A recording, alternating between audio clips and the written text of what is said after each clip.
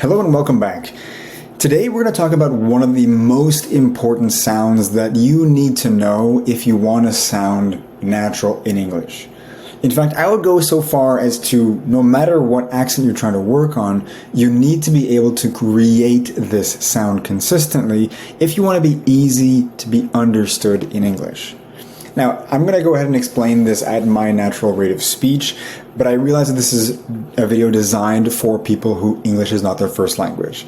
So if you're having trouble following my rate of speech or my way of speaking right now, I recommend you turn on the subtitles down here or click on that little gear and reduce the speed slightly, maybe 0.75, or if you're keen, you can leave it as is or even accelerate the speed. Let's go. So the R sound is one of those things that is a defining characteristic of English. Now keep in mind that everything I'm going to be saying right now is mostly with regards to North American English. So we're talking about United States and Canada. But there are variations of English, like the Irish, that use this a lot in a similar way. But the R sound, as I'm making it now, R, is pretty common across all variations of English, even as far down as New Zealand, Australia, South Africa, wherever. So, what is the sound? I'm going to be explaining to you a couple of things as to why this matters, how to use it, and then I'm going to walk you through a couple of exercises that you can use. These are taken directly from my course on how to actually speak English more like a native speaker. Link on this in the description. The explanation I'm going to give you here is for you to first understand what this is, why this matters, and then how to do it. So the R sound, as I'm making it now, R, is made by moving my mouth in a specific way. In this sense, it's exactly like all the other sounds in any language. Pronunciation is a physical process, which means that as long as you move your mouth in the right way, you're going to make the right sound. And if you move your mouth physically in a different way, it will change the sound. If I put my tongue up high and I open my lips, it's going to sound like E, E, E. If I make this exact same mouth movement, keep my tongue in the same place, but I make my lips a round circle shape, it's going to sound like E.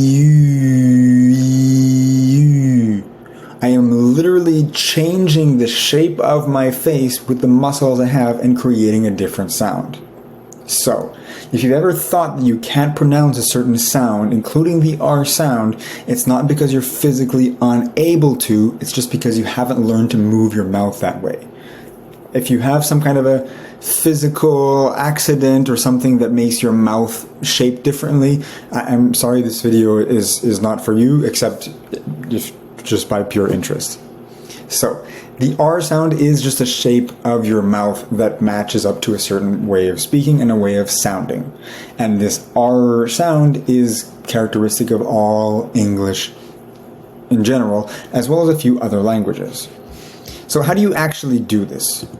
So the R sound, as you can see here, there's a couple of different ways of doing it. Now, you might be thinking of the R as the letter. And this is a mistake that a lot of people make when they're trying to speak English or any other language. If you look at this big R letter and you think the R from your own native language, for example, French, and you think, or you're thinking from Spanish, these are the R sound, but they're not actually the R sound, they're the and the R sound. So very important here, you need to detach, separate what you see, the symbols, from what you feel, the actual movement of your mouth and your muscles. As long as you keep thinking about a second language, whether that's English or whatever, as long as you keep thinking of a second language through the lens of your own language, you will always sound and feel like someone who is foreign to that language. Always. So this is extremely vital. Now, there's two ways of making the R sound in English, and neither one of them involve pressing the back of your tongue and creating friction behind. So for example, the R sound, this is one way of doing it, I'll explain in a second, but if I use the R sound and I take my tongue from here, and I put it back here, and then I blow air with the voice, I can bring it up higher,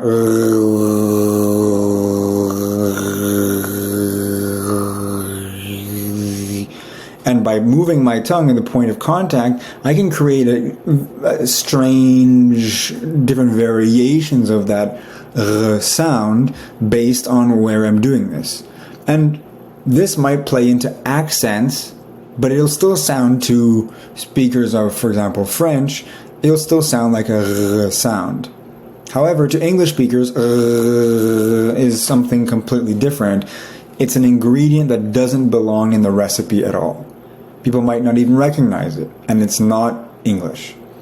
Same thing if I'm making the r sound in, for example, Spanish. I'm making the tip of my tongue coming in contact here, and again I'm blowing air. I'm creating some kind of a fast movement. Now that's great if you're speaking Spanish, and you'll never be able to speak Spanish and sound natural until you can make That's just how it is. Now in English, what is this R sound? I wish it were as simple to explain as the or the r sounds. Why do I say this? Because the sound is kind of what we call an approximant, meaning that it's more or less something. And by definition, that makes it a little bit more challenging. Impossible? Far from it. In fact, I think it's actually very likely that at some point in time, you have correctly pronounced this sound at least once. There might even be some words, like for example, you listen to the ones I'm using right now, there might be some of these words in which you're actually able to make that sound. If you record yourself and you listen back to it and you hear that, you're already so much further than somebody who's starting from zero. Now, I'm going to explain it from zero anyway, but if you can find situations where you actually use that sound already, take that, feel it, analyze it, look at it, and apply it to different situations, well, you're at a huge advantage, and the next step is going to be a lot easier. But let's start from step one, shall we? So step one here is going to be move your mouth in the right shape. So a few very important things to look at. Notice here the lips can be moved forward a little bit, if you like, but they're not going to be rounded. Even if I make the R with my tongue in the right way, but I round my lips, it'll sound something closer to a W sound, at least in English. Not good. Notice in this image here, right? This is a face cut from the side here. You have air coming from your lungs. You move your vocal cords, and you keep these things constant. You're going to need air in order to make the sound. The next thing here is you want to be lifting the middle of your tongue up. And you're going to lift it very close to the top in such a way that the sides of your tongue are going to actually be up against the sides in between your top teeth. Then, because the sides of your tongue are high up along the side, air will be able to pass through the middle. This is very important. Air will be able to pass through the middle. So for example, if I made the R sound, but instead of blowing air out, I suck air in, I'm going to feel air coming in along through the middle of my throat, middle of my tongue, and that air is going to feel cooler. I feel the air coming in over the middle of my tongue. It's going to be essential for you to be able to do this as well. A quick exercise you can do to practice this is quite simply to try and push the top teeth. Try to push them apart using the sides of your tongue. This will give you a bit of a feel for how to actually do this. If you're doing this and you use your voice, this is probably the sound you're going to be making. It sounds almost like an R, but it's missing something. And we're going to explore what that is. If you haven't figured out how to do this sound, again, I am taking my I'm taking my tongue, and I'm using the sides to try and press out from my top teeth. And then I'm using my voice. If I round my lips, these are not sounds that are necessarily part of English.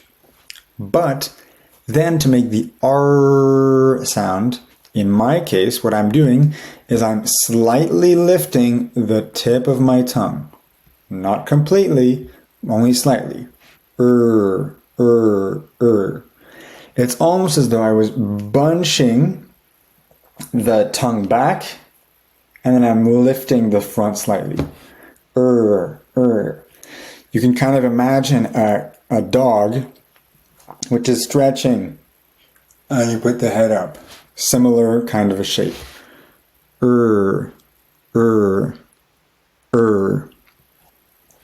Now, there's an alternative way that you can use to make it this way, which involves only lifting the front. That would mean that the back of your tongue is going to be lower. But you're still going to need to have that kind of a contact. Okay, I can go The tip of the tongue can be moved, and there's flexibility with regards to how you do this, and it doesn't matter which one you do. Just be mindful of this and make sure you don't round your lips in that process.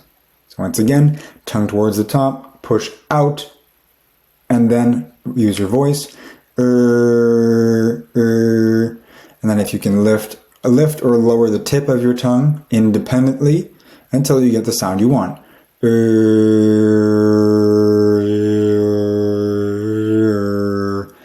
Remember that it's a physical process. You move your mouth in a certain shape, it will create a different sound. If you're not getting the sound you want, change the shape of your mouth. That's all you need to know. Once you fundamentally understand this principle, you will learn any sound in any language of history. Nothing will stop you. It's magical. So let's do a bit of practice. Okay, we've looked at how we can do this. Let's do a bit of practice. Again, keep in mind that this is coming from a context of North American English, meaning that if you're interested in learning British English, this can be interesting to you. But in most cases, when we have an R after a vowel, so A, E, I, O, U, these are vowels. In most cases, in British English, Australian English, South African English, New Zealand English, that R will usually not be pronounced or will be softened somehow. So, assuming North American pronunciation with the harder R, we will always pronounce the R. You see the letter R, you pronounce it. Shall we? So, let's look at some words here. We have word, work, world, worry, comfort, dollar, and collar. You'll notice that the shape of the R at the end was the same. But the letters with which it is written are not the same. We don't have time to look at all of the different variations of the R sound, of the R spelling, but we're going to be focusing on the R sound. Most important in this case here is we're going to be always going to the same mouth position. If we have a map where in the middle we have one big city and we want to do excursions and we want to go out to the mountains, to the ocean. We want to go to the jungle. We want to go to a different town. Let's say there's only roads connecting these places through the center. We always go back to that R, whether it's R, or, ear, air, whatever it be, we're always going back to that same place. Even if the R is at the beginning of a word, like rat, red, row. Same thing. Row, etc. Same place. Beginning, middle, end. Doesn't matter. Let's go. Here's a quick exercise. I'm going to put the worksheet so that you can download it afterwards. It's not a problem. Go ahead and use this. Okay, so we're going to explore this. There's a lot of nuances in the worksheet itself. We talk about all this in a different lesson, but just pay attention to a couple of these things. Okay, we're going to start with some of the simpler ones. The sound is always the core. Everything we look at afterwards, like I just mentioned here, is always coming from a different place, going to the same R sound. R. You need to be holding that position, keep it consistent, and then you'll always be able to go back to it. Her, sure, were. You may notice if you look at my face, I'll say it again, that my face shape doesn't change as I hold these sounds. I'm keeping my tongue in that position, ready to go back into it whenever I can, because I know it's coming up again soon. So I keep my muscles ready for that situation. You're getting into a fight, you're going to have your defensive stance, you're ready for something coming up. And now in English, always be ready for that R because it's coming up a lot. Her, sure, were. Her, sure, were. My face, my tongue is going ready for the constantly. It's only changing if I need to. Work, investor, dollars. Always going back into that First, world, worry, earn. First, world, worry, earn. Keep in mind these were specifically chosen in order to practice this but these are very common words. Comfortable, word, worth. Yes, I said this word comfortable. Remember what I said about not trusting the letters in your eyes? Listen and feel first. Air, air, where, there, chair. Notice here in this case, right? My mouth is moving a lot more. Air, air, air. That's because I'm not starting from that R position. Word, investor, dollars. Air, air. My mouth is starting more open and then going to that R. Air, share, fair, care. Okay? As we work through these, I'm going to skip these two for a moment because I want you to pay attention to the distance that you're moving from the vowel sound, E, A, O, U, I, whatever, towards R, or, air, ear. It doesn't matter where you're coming from as long as you're going to the right place. I'm going to go through these quickly. I'm going to let you download the worksheet so you can practice these, but just pay attention to these. Look at my face, look at my mouth if you need to as you're listening, but listen first. Trust your eyes less than your ears. Feel it and practice along with me. Or.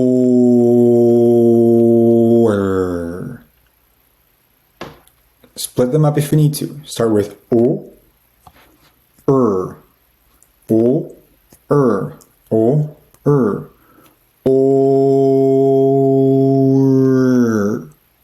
I'll do this again. Pay attention to my movement.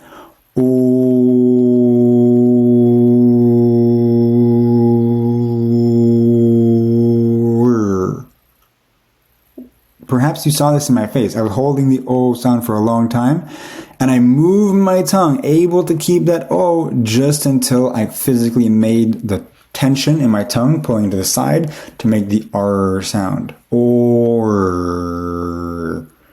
As soon as I changed the shape of my tongue, the sound changed instantly. Now at this point in time, you might be thinking, oh my God, this is so difficult. How do I do this? I'm just going to make the R sound, or the R sound that I'm used to. Now that's fine. You might be understood in some situations, and if your goal is just to speak English and sound like you're still speaking your native language and you don't care, then that's fine. You know, for example, I can use all the R sounds and never use the R ever that I'm talking about. And I'm changing the sound to use another recipe from another language. But that doesn't make me as easy to understand. And it doesn't make it as clear. And, well, in this case, it doesn't sound like I know what I'm talking about, right? So, really practice this R. I promise it'll be worth your time. Or, ear. This one might be easier for you. Ear. The movement going from E to is not as much distance, so you might find it easier. Ear, near, fear, here, steer, beer, clear, etc. Right? Now some people might be watching this video and they're like, wow, this is a really strange way of speaking. Yes, there are some nuances to sound a bit more natural in some ways here, but this is intended on being able to make the R first, and then we'll work on the nuances afterwards. Now, finally, the most difficult for most people, because you have the biggest distance, is starting from the ah sound. Wide open, ah. Car, far, R, park. Notice here that I'm not skipping ahead to the R until I finish making the ah sound. Start, hard, party, apartment, heart, smart, part. You see what I'm doing here? I'm starting R every single time. Now, I'm not going to bore you to death explaining all of these examples over and over and over again, but I hope this has given you a bit of insight into how this actually works. Okay, the R sound is absolutely essential if you want to be able to speak clearly in English, because the R sound is a defining element of this. Native speakers expect you to use it when you're speaking English. People who are not native speakers expect you to use it when speaking English. It's just part of it. And that mouth movement, once you're able to make it, once you're able to feel comfortable, will allow you to move more quickly into the other sounds of English, like the ah sound, or the O sound, or the ha sound, for example. It all comes down to the general shape of your mouth and the positions you're able to move your tongue, your lips, and your cheeks into that will create the sound, will create the words, the sentence, the emotion, and ultimately the meaning you're trying to share with people. Now, this is a bit of a longer video than I usually do, but I hope you found it useful, insightful, and once again, you can find all the information that I've shared throughout this video down below. You can either find it as the worksheet to download by yourself that you can follow along with me, or you can access our full course in order to, well, get a bit deeper. If you want to go even deeper, we do actually have one-on-one training programs for people who actually want to have feedback, attention, and move forward over a length of period of time, focusing really on the things that matter for them, for their goals, etc. So if that sounds like you, send me a message, book a call down below, and see you soon. I hope this has been helpful, and good luck.